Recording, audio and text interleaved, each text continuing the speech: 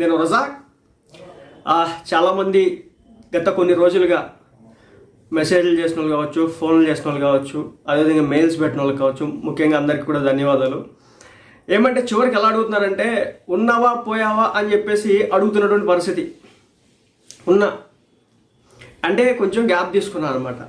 అయితే ఏంటంటే ఇప్పుడు ప్రస్తుతం వచ్చేసి ఒక టాపిక్ అయితే నడుస్తుంది అన్నమాట. అదేంటంటే మన అన్న లెష్నువ గారు ఎవరైతే ఉన్నారో మార్క్ శంకర్కి సంబంధించి ఏదైతే అక్కడ ఒక ఫైర్ యాక్సిడెంట్ జరిగిందో, సో ఆ ఇన్సిడెంట్ తర్వాత అన్న లెష్నువ గారు ఏం చేసినారంటే ఈమె తిరుమల తిరుపతి దేవస్థానానికి వెళ్ళి గుండు కొట్టించుకున్నారు, అంటే తలనీలాలు సమర్పించుకున్నారు.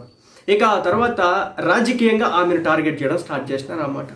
సో నాకు అర్థం కాలేదు, అసలుకి అన్న లెష్నువ గారు రాజకీయాల్లో ఉన్నారు లేదు కదా, ఎందుకు అలా టార్గెట్ చేస్తారు, ఎందుకు టార్గెట్ చేయాల్సి